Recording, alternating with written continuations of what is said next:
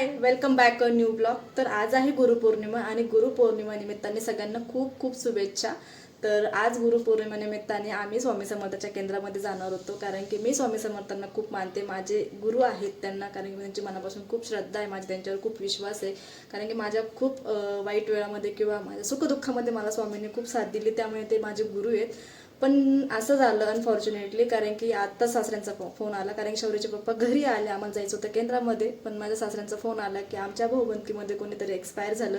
म्हणजे माझ्या सासऱ्यांच्या काकू एक्सपायर झाला, त्यामुळे आम्हाला सुतक पडलं आणि आमचं गुरुपौर्णिमा निमित्ताने केंद्रात जाणं रद्द झालं. कारण की सुतक पडल्यावर आपण देवाच्या मंदिरात नाही जाऊ शकत, त्यामुळे. तर चला, असो जे असो, तर बाकीचं रुटीन तुमच्याबरोबर शेअर करते, तर ब्लॉग शेवटपर्यंत नक्की बघा. तर केंद्रात जायचा प्लॅन कॅन्सल झाला. मग म्हटलं चला आता मॅगी बनवूया, कारण की त्यांना मॅगी खायची इच्छा झाली. तर ते बोलले की मॅगी बनव, पण त्यांना प्लेन मॅगी आवडत नाही. त्यांना छान असं कांदा टोमॅटो कोथिंबीर घालून अशी मॅगी आवडते. मला तर प्लेनच आवडते बाबा. आपण काय 2 मिनिटात बनवतो, मसाला आणि मॅगी टाकले की झालं आपलं काम. एवढं आपण तामझाम नाही करत त्याच्यामध्ये, पण त्यांना आवडते असो. तर छान त्यांच्यासाठी मॅगी बनवते आणि मलाही मॅगी खायची इच्छा झाली, पण मी उपवास पकडला होता. पण बघू आता किती वेळ चालतो तो उपवास. फ्लिपकार्टवरनं छान छोटासा देवारा मागवला, एकदम क्यूटसा, देव ठेवण्यासाठी. माझ्याकडे काही जास्त देव नाही आहेत, 2-3च देव आहेत तेवढे.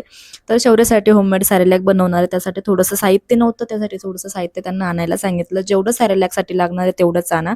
बाकीचं तर सामान ते किराणामध्ये रेग्युलर येतच असतं, पण मग हे शौर्यच्या सॅरेलॅकसाठी मागवलं आहे. तर सॅरेलॅक कसं बनवायचं ते प्रमाण मी वगैरे लिहून घेते. तर चला, मी आता चहा घेते आणि इथेच ब्लॉग संपवते. चला, भेटू नेक्स्ट ब्लॉग सोबत. तोपर्यंत आपल्या चॅनलला फॉलो करा. भेटत आहोत नेक्स्ट ब्लॉग सोबत. तोपर्यंत काळजी घ्या. बाय.